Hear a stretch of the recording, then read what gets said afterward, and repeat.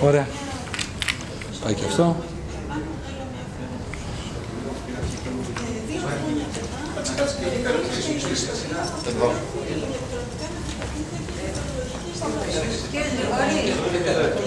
Ο Δηλάτης. Κάνουμε.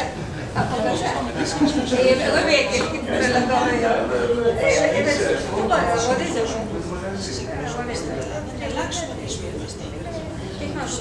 Ακόμα δεν έχει να παραλαμβάνει και ωραίο.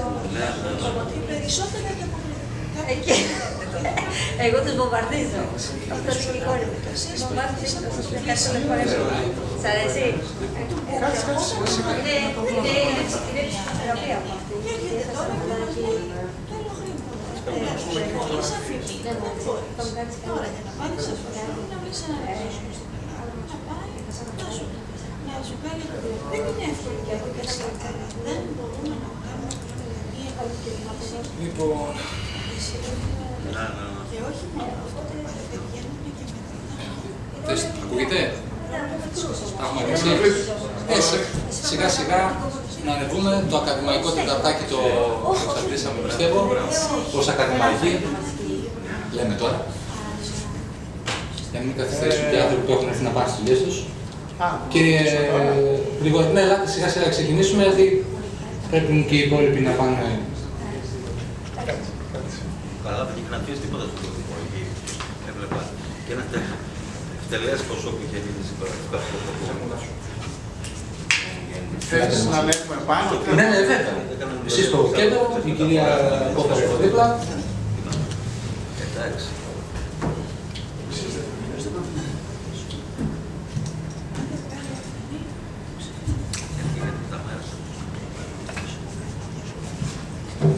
Αν χρειαστεί, σε περίπτωση που χρειαστεί να πει κάτι η κυρία Πόπορη, αν χρειαστεί, εντάξει, έχουμε το μικρόφωνο εκεί πέρα. Κάποια δημοσιογραφία. Ναι, ναι, πολύ ωραία. Πολύ ωραία. Μισό λεπτό, θα μου δώσετε εμένα 2 δευτερόλεπτα να κάνω έναν τελικό έλεγχο, γιατί λόγω της Κιτσέπ που δεν έχουμε πολλά χρήματα, κάνουμε πολλά πράγματα μόνοι μας. Να δούμε αν δουλεύει η κάμερα. Πολύ ωραία, είμαστε και ζωντανά στον αέρα, μπορούν να το παρακολουθήσουν και από το ίντερνετ κάποιοι φίλοι. Λοιπόν, κύριε Θημάκη, θέλετε και εσείς να έρθετε εδώ? Να σας βλέπουμε και πολλούς έτσι λίγο να... Κάτσουμε να γειτονίσαμε. Ναι, έτσι. Ναι. Πολύ ωραία. Να σας... αν κάνω λάθος, να με παρεξηγήσετε, γιατί είναι η πρώτη συνέντευξη τύπου που παρευρίσκομαι και οργανώνω ταυτόχρονα. Αλλά φαντάζομαι ότι πρώτα καλωσορίζουμε τον κόσμο που έχει έρθει. Θα ξεκινήσω ανάποδα από την εκπρόσωπο του Κέντρου Ελληνικού Πολιτισμού. Είναι μία από τις πολιτιστικές επιχειρήσεις που μας στηρίζουν σε αυτή την προσπάθεια και εμείς τους στηρίζουμε επικοινωνιακά και διαφημιστικά. Να καλωσορίσω τους εκπροσώπους από το Υπουργείο Πολιτισμού, από την Γενική Γραμματεία Αποδημονισμού, από τον ΕΣΕΦΗ, από το Εθνικό Πρακτορείο Ειδήσεων, και να ευχαριστήσω πάρα πολύ και τους υπόλοιπους, τον κύριο δεν τον γνωρίζω, σας καλωσορίσω και εσάς, καλώς ήρθατε.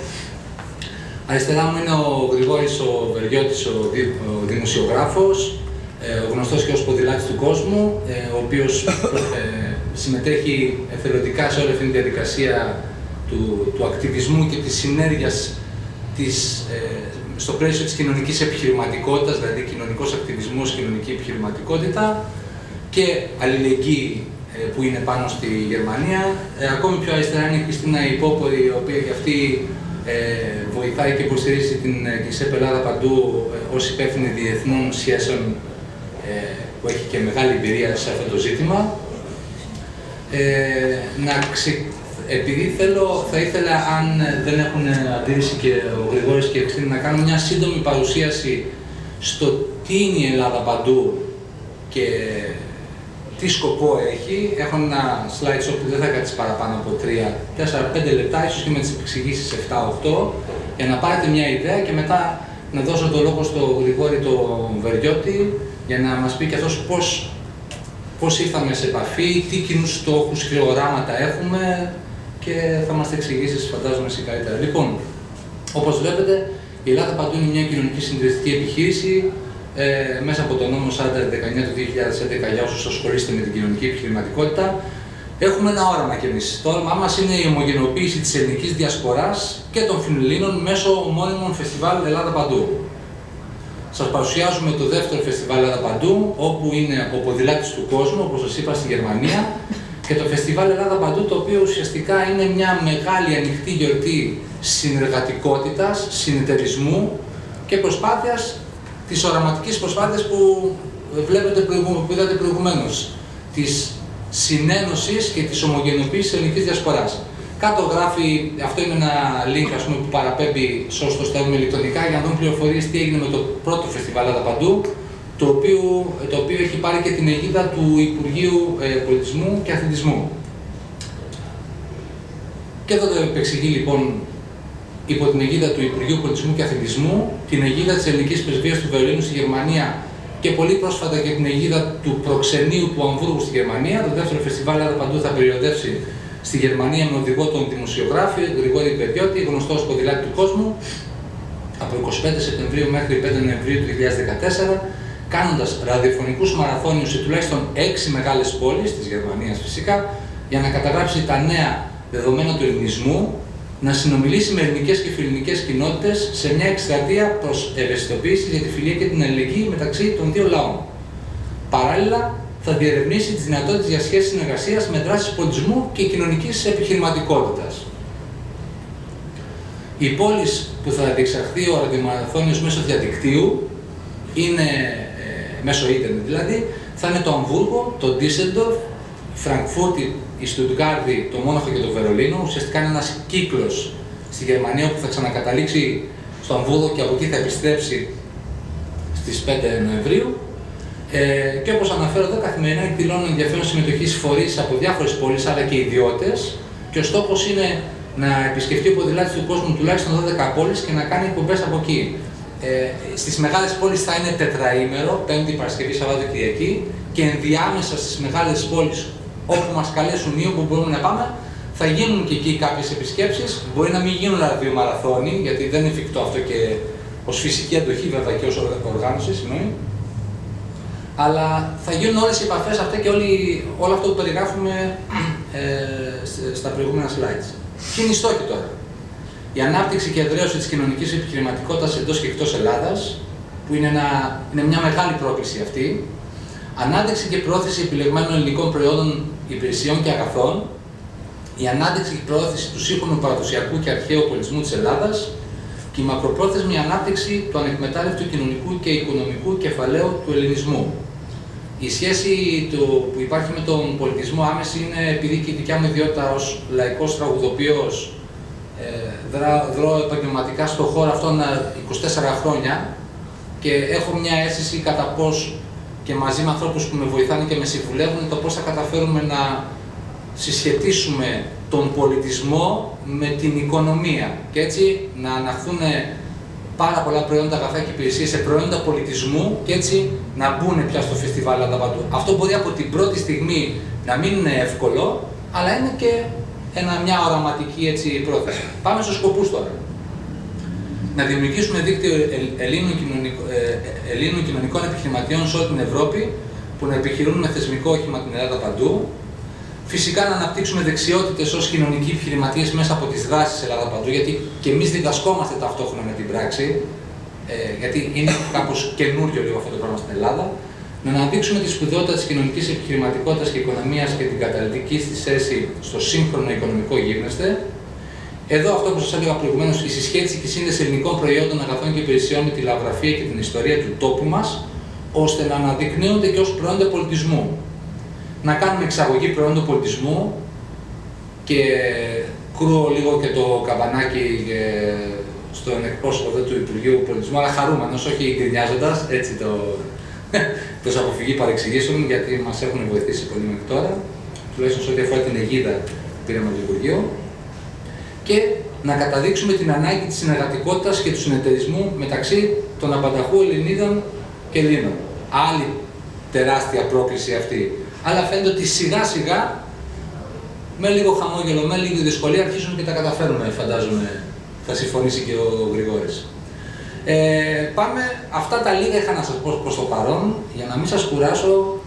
Στο μήνα πάνω που έχουμε ανακοινώσει και έχουμε βγάλει ότι χρειαζόμαστε χορηγούς, υποστηριχτές, ανθρώπους σε επιχειρήσεις οι οποίοι βλέπουν, συνοραματίζονται μαζί μας και θέλουν να μας στηρίξουν σε αυτή την προσπάθεια, γιατί η δράση αυτή, η 40 δράση, όπως καταλαβαίνετε, έχει πάρα πολλά έξοδα και πρέπει τουλάχιστον να καλύψουμε αυτά. Δεν μιλάμε για την εργασία και όλο το υπόλοιπο που έχει.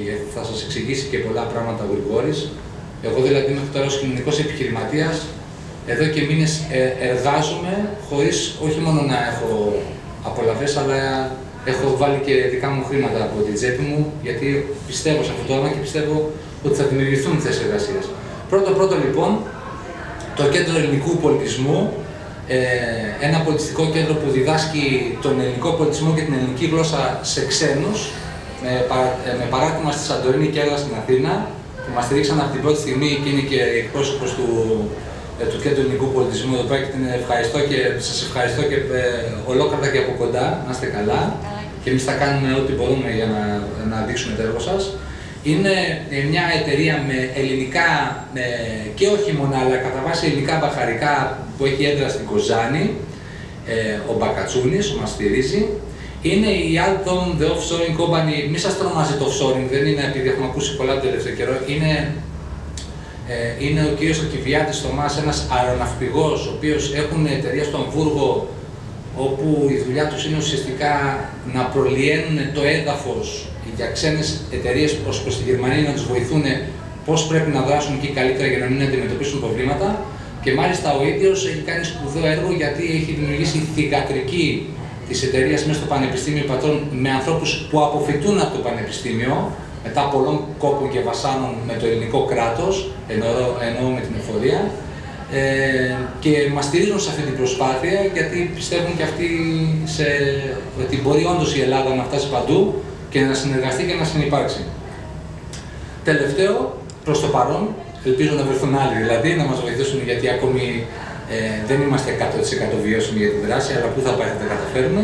Είναι ένας παραδοσιακός ξενώνας στην Νάουσα, που λέγεται Θέα, με πολύ ωραίους χώρους για να πάει να ξεκουραστεί κάποιος, και αν έχετε σκοπό να πάτε στην Νάουσα, να τους στηρίξετε.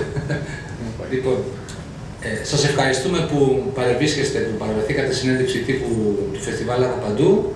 Με εκτίμηση Θωμάς Οπηλίδης, ο υποφαινόμενος, και έτσι για να φουσκώσω λίγο κιόλα είμαι και πρόεδρος της ΧΙΣΕΠ. Σας ευχαριστώ πάρα πολύ και θα δώσω το λόγο στο Γρηγόρη για να συνεχίσει.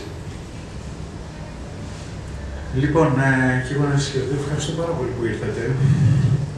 Και εγώ μόλις ήρθα από Θεσσαλονίκη, γιατί είμαι εκεί, το πρώτο διάστημα, και τώρα ήμουν και στην Άουσα. Σωστά. Δεν ήξερα. Και εγώ να ευχαριστήσω έναν φίλο, ο οποίος μου μετέφερε το ποδήλατό μου και τα πράγματά μου με το φορτηγό του, η μεταφορική. Τζαμπατάλ που λέμε. Ναι, μου είπε θα στο πάω εγώ το ποδήλατό σου, Γρηγόρη, και τα πράγματά σου, γιατί είναι πάρα πολλά τα πράγματά μου και δεν είναι να παίρνω αεροπλάνο και να τα φοβάμαι κιόλας στο αεροπλάνο. Πιο πολύ το χέρι μου το ποδήλατο παρά το αεροπλάνο. Και με το τρένο που ήρθα είχα εδώ πέρα 55 λεπτά καθυστέρηση. Ενώ με το ποδήλατό μου δεν έχω ποτέ καθυστέρηση, ξέρω πότε θα πάω. Λοιπόν, λίγο να τα ξεμπλέξω ειδικά για τους συναδέλφους μου, δεν ξέρω, το Παναθηναϊκό Πρακτορείο. Λοιπόν, να σας τα πω λίγο πιο απλά τα πράγματα. Κοιτάξτε να δείτε. Εγώ το 2011 είχα ξεκινήσει με το ποδήλατό μου και πήρα και ένα φορητό στούντιο που μπορώ ηχητικά να βγάζω εκπομπές και με μουσικούλα και με όλο, όπως ακούτε ένα ραδιόφωνο. Πήγαινα, το έστεινα, το μετέφερα το ποδήλατο, όπου και να βρισκόμουν, ας πούμε εδώ τώρα, τα βγάζα έξω τα εργαλεία μου, λάπτοπ κλπ. Και μπορούσα να κάνω μια εκπομπή και να συνδεθώ με οποιοδήποτε ραδιόφωνο. Έτσι. Επειδή όμως κάνω μεγάλες εκπομπές, δηλαδή ξεκινάω από το πρωί και τελειώνω το βράδυ. Είμαι με τα ακουστικά και ώστε να περνάει πάρα πολλοί κόσμος. Ήταν πάρα πολύ δύσκολο να συνεργαστώ με κάποιο ραδιόφωνο ώστε να μου δίνει τόσο χώρο, ας πούμε, να ακούω το πρόγραμμά του. Να σας το πω έτσι απλά. και για 3-4 μέρες όσο κάθομαι εγώ μέσα σε μια πόλη, ας πούμε, για να περάσουν όλοι, από εκεί φορείς, από μη κυβερνητικές οργανώσεις, από σχολεία, με όλους μου όσους μιλάω, για να καλύψουμε, ας πούμε, μια πόλη. Ήταν πολύ δύσκολο να συνεργαστώ με ένα ραδιόφωνο, οπότε είχε βρεθεί ένα ραδιόφωνο και ακόμα υπάρχει, το Ράδιο Ελλάδα, το οποίο μου έδινε όλη αυτή τη δυνατότητα, τουλάχιστον η ομογένεια, γιατί αυτό είναι ομογενειακό, να ακούει αυτά που έκανα, ας πούμε, τις συνεντεύξεις και λοιπά, με όλους τους όσους βρισκόμουν. Λοιπόν, και σε μια εναλλακτική λύση που είχαμε ήταν σε ένα blog που είχα φτιάξει εγώ, το Axion to Life, το οποίο είχα μέσα ένα ακόμη πάλι έτσι, σαν ραδιόφωνο ήταν ένα πράγμα, το οποίο από εκεί μπορούσαν ελεύθερα να πάρει οποιοδήποτε συνεντεύξεις, ό,τι ήθελε, έτσι. Και είχα μέσα και διάφορα άλλα ηχογραφημένα, ας πούμε, αποσπάσματα κλπ. Στην προσπάθεια μου αυτή, να γυρίσω όλη την Ελλάδα, να μιλήσω μαζί με τα παιδιά στα σχολεία, να μιλήσω με ομάδες, μέχρι και άτυπες ομάδες όπως είναι οι ποδηλατικές ομάδες, ας πούμε. Ακόμα και με επιχειρηματίες. Με στήριξαν πάρα πολλοί συνάδελφοι. Από την Ελλάδα μόνο είχα 360 μέσα μαζικής ενημέρωσης, τα οποία γράφανε το 2011, όταν ξεκίνησα στα ποδηλάτες του κόσμου, δηλαδή, να κάνω όλη την Ελλάδα και μετά να βγω από Μπάρι, ας πούμε, να αρχίσω στην Ιταλία. Λοιπόν, με έκπληξη, γιατί δεν είχα εγώ χορηγούς, δεν είχα κάποιον υποστηριχτή, είχα μόνο κάποια παιδιά από το Αριστοτέλειο Πανεπιστήμιο Θεσσαλονίκης που μου κάνανε, από το τμήμα δημοσιογραφίας, μου κάνανε την επικοινωνία, μαθητούδια, τα οποία τα είχαν πάει πάρα πολύ καλά. Όταν βγήκα στο Μπάρι, είπα τώρα από εδώ και πέρα δεν είναι Ελλάδα, να δω τι θα γίνει. Το Θεό στην ψυχή μας. Είχαν έρθει τότε από την Κοριέρα Τελασέρα, συνάδελφοι ήρθαν από την Άνσα, με υποδεχτήκανε και ουσιαστικά οι χορηγοί μου τότε ήταν αυτά τα παιδιά, αυτοί οι άνθρωποι δηλαδή, που ήταν δημοσιογράφοι, οι οποίοι αυτοί βγάζαν ανακοινώσεις στις εφημερίδες και λέγανε υπάρχει ένας ποδηλάτης Έλληνας ο οποίος μιλάει για αλληλεγγύη, μιλάει ότι να στηρίξουμε όλοι μαζί την Ελλάδα, γιατί μπορεί και εμείς να έχουμε πρόβλημα. Τότε οι Ιταλοί ακόμα δεν γνωρίζαν ότι και αυτοί ήταν μέσα στον κόλπο της κρίσης. Έτσι, και εγώ είχα βγει έξω για να υπενθυμίσω σε όλους τους συναδέλφους μου ότι παιδιά μην γράφετε άσχημα πράγματα για την Ελλάδα, γιατί νομίζω και εσείς έχετε τα ίδια προβλήματα. Και με στηρίξανε πραγματικά και έτσι οργανώσαμε μέχρι και εκδηλώσεις. Είμαστε όλοι Έλληνες. Όπως ας πούμε στο Πρίντεζι, όπου είχαν βγει όλοι οι δήμαρχοι από εδώ, από την Ελλάδα, αν όχι όλοι περισσότεροι και δώσανε, έτσι μιλήσανε μέσα σε αυτό το πέρα το ραδιόφωνο, το πρόχειρο που είχαμε κάνει. Λοιπόν, άρχισαν να γίνονται πολύ ωραία πράγματα.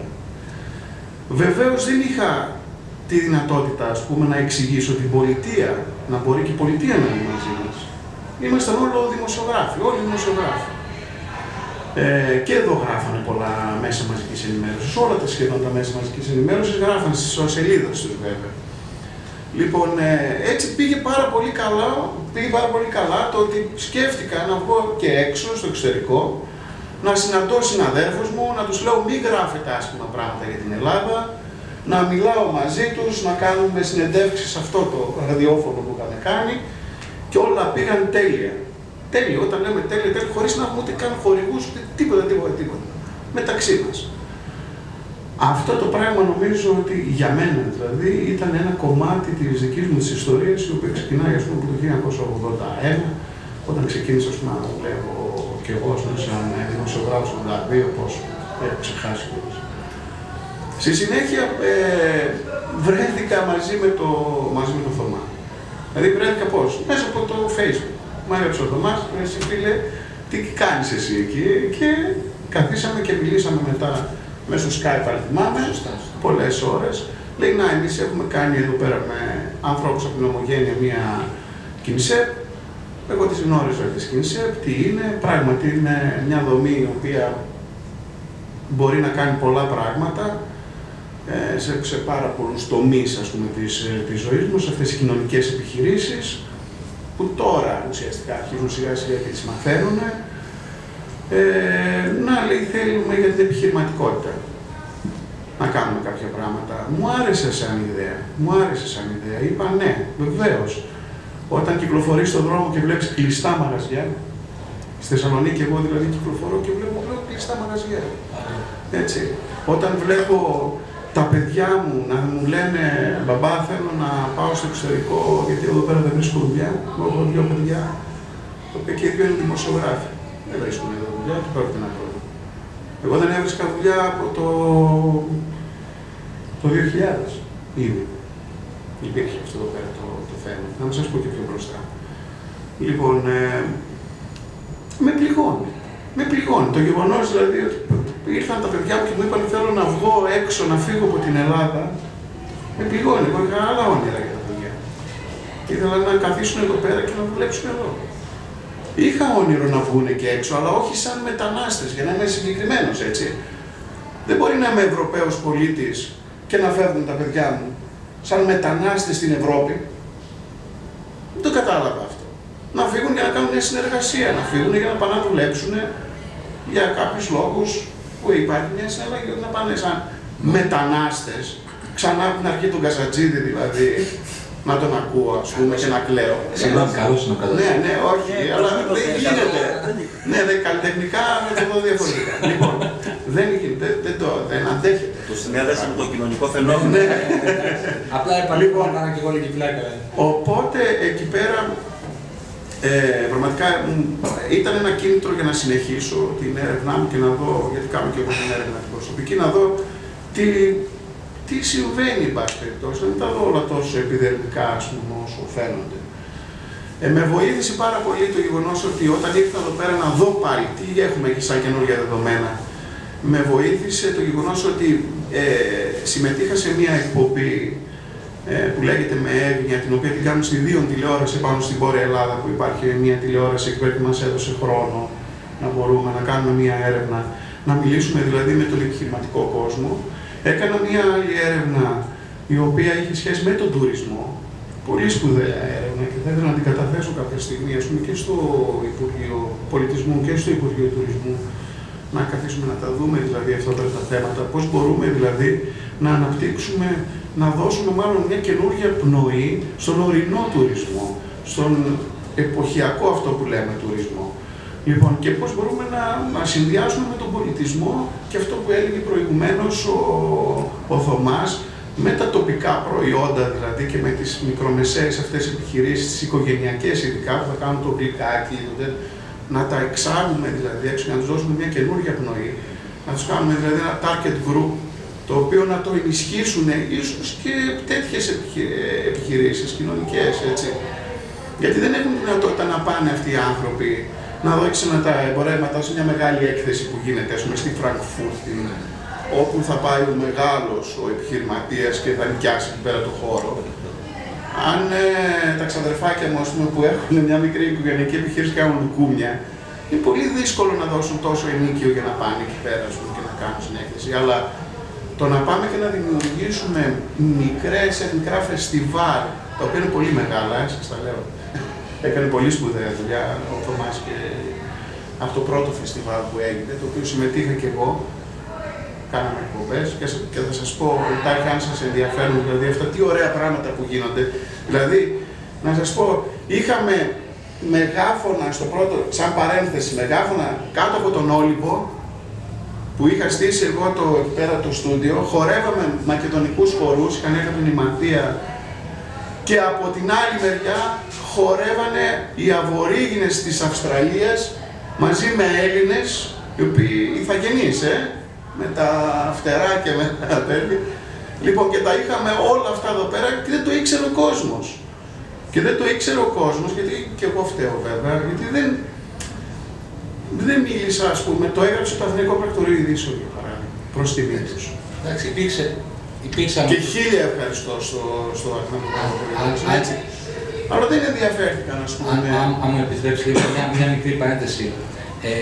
Η αλήθεια είναι ότι δημοσιοποιήθηκε αρκετά ως πολύ, ήταν και η πρώτη προσπάθεια βέβαια, και μέσα σε ελάχιστο χρόνο έπρεπε αρκετά μέσα μαζικής ενημέρωσης και επιμελητήρια και τέτοια απορροφήσαν την πληροφορία, αλλά ίσως και αυτοί δεν είχαν χρόνο να αντιδράσουν άμεσα. Αυτό εντάξει, είναι ένα ζήτημα. Ναι, ναι. Απλά το αναφέρω έτσι. Λοιπόν, εγώ ξέρω ότι ας πούμε το Εθνικό Πρωτοβουλίο Δήσου για παράδειγμα έκανε πολύ σπουδαία δουλειά έτσι και. Βεβαίως. Σας ευχαριστούμε πάρα πολύ. Λοιπόν, μου άρεσε αυτή εδώ πέρα η σχέση δηλαδή με την Κινσέρ, γιατί είχε μέσα και την επιχειρηματικότητα και βεβαίως εκεί πέρα μέσα ήρθα και είπα, κοίταξε να δεις, Θωμά, εμένα με ενδιαφέρει βέβαια η επιχειρηματικότητα, τώρα και εγώ είμαστε, η αλήθεια είναι αυτή, έτσι. Βεβαίως με ενδιαφέρει όμως το κοινωνικό περιεχόμενο πάρα πολύ, το οποίο σχετίζεται για παράδειγμα με το τι κάνουν και κάποιοι άλλοι άνθρωποι οι οποίοι μαζεύουν φάρμακα, τα κοινωνικά ιατρεία, κοινωνικά παντοπολία, κοινωνικά φαρμακεία. Ήταν ένας τομέας ο οποίος με ενδιέφερε πάρα πολύ αυτή η αυτοοργάνωση των πολιτών, η λεγόμενη, η οποία έρχεται